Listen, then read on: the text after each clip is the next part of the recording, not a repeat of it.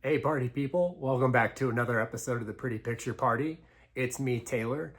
Today we're going to be talking about Major Arcana number 3, the Empress, and how she looks in the Starbound Phantasia versus how she looks in the Ellis deck tarot.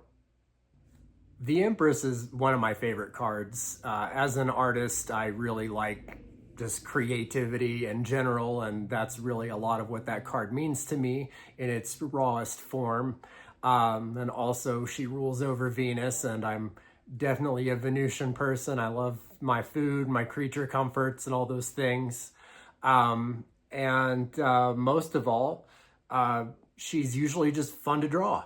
So I'll put everybody up on the screen as I'm talking about them, but just for now, the Ellis deck Empress, which you might see on the box of the new deck, is right here. She looks like this, definitely down in the valley. And then we have our Starbound Phantasia Empress, who looks like this, a cosmic space ruler. The Ellis deck Empress really plays into the Mother Nature archetype. She's Mother Earth. She's down in the valley. She's the great nourisher. Her crown is a set of antlers, which normally belongs to like a male buck, but she's wearing that to symbolize a dominion over nature. Each tip of the buck's antlers is anointed with a star representing a connection to the 12 signs of the zodiac, showing a rulership over space and time. If we look in the middle of her crown, there's a purple violet flower that's meant to be her open receiving crown chakra. Then following down, she has a jewel over her third eye, and then from the throat downward, corresponding with the position of each chakra, is a colored flower. So each of her chakras is open, they're in alignment. That follows all the way down to the base, where her name, the Empress, is inside of a red flower. So you could make the argument that chakras aren't real, or that that's a lot of woo-woo, but you're literally on a channel where we're talking about tarot cards. So I'm guessing if you're here, that's not really something you want to argue about today.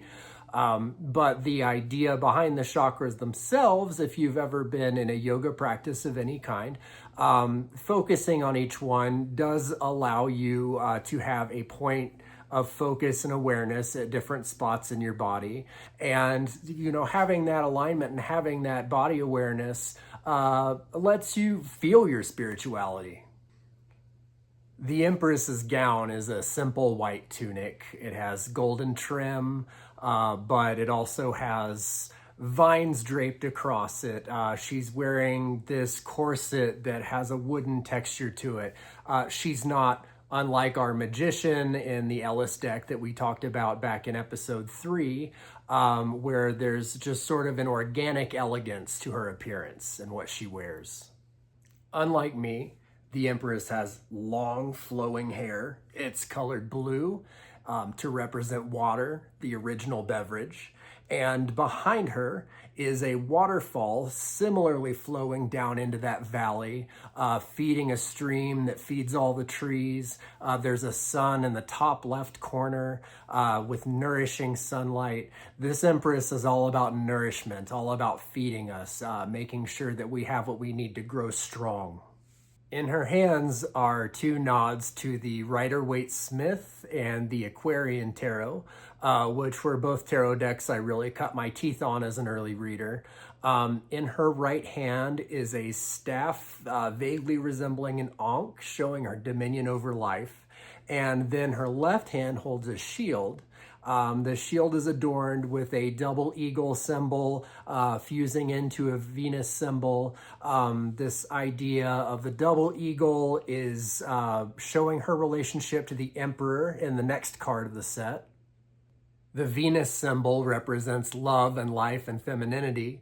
The union of these 2 objects creates the wheat symbols that you see down in the very bottom of the shield, and that is the harvest that's yielded by love and devotion. The Ellis deck Empress has that look of a Mother Nature, pagan type deity, while the Starbound Phantasia Empress is a little bit more of the galactic, cosmic giver of life. She's sitting higher up, kind of looking down at us more. She's in like the union of this great white tree that's meant to resemble the tree of life. Life is radiating outward from her. You can see instead of holding a staff and a shield, she is cradling what appears to be a small planet. This planet is mostly ocean. It's got a lot of cloud cover around it. It's not quite the world that we live on yet. You could say that it's still in the womb. If you look at the branches of the tree of life there, it has a lot of small white sphere-shaped fruit. Those are like other little baby planets just getting ready to be born. Her crown also has 12 stars representing the zodiac and rulership over time and cosmos. However, this design differs a little bit. The hexagonal shapes present on the crown and on her dress resemble the honeycomb, or an organic design, coupled with the double helix shape that incorporates into the base of the antenna of her crown. The antenna is receiving the light from the star behind her, the seven-pointed alchemical star. The creation of life being in reception to the rhythm of the universe itself, and her ability to interpret natural law for us. She has a black jewel at her throat chakra, which represents the Saturn cube, meaning that all of her creations are bound to the laws of time and space. The Saturn cube will probably at some point with the alchemical star get its own video in kind of a Starbound deep dive. The scaly portion of her dress represents the life-giving properties of the ocean. It's also a reference to the mythological Empress of Assyria, Semiramis, who was often depicted as a mermaid, even though that was sometimes just an interpretation of the idea that her goddess mother was transformed into a fish-like creature after her copulation with a mortal man to produce the Empress herself. The jewels on her gown are arranged in the shape of this Kabbalistic Sephiroth to represent the 10 structural forces of nature. And they're connected to the Roman numeral 3, the number of the Empress, which are the bottom 3 pillars of the tree of life: severity, mercy, and balance. This archetype of the Empress is both mother, a natural ruler, a nurturer, which as humanity, we have to look to and ask, what gifts were bestowed upon us by this mother. Acknowledge when it's time to go beyond her, leave the womb, and remember not to destroy our life-giving world during our birth. If you made it this far into the video, thank you for watching. If you liked it, hit like. If you want to keep watching more of this stuff, hit subscribe. If you have anything you'd like to add to the conversation, please leave a comment below. If there's a card you'd like to see me talk about, please leave that in the comments below. Feel free to visit illustrations.net. That's where I keep my art.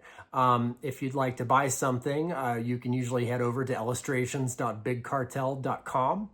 Another place that I've started to have some of my stuff available is over on Spreadshop. Kind of experimenting with having some of my prints on demand. Makes it a little bit easier when you've got this many cards to have them available on demand over keeping them in stock. I'll try to make sure that that link is below as well. Other than that, thank you for watching. Happy reading.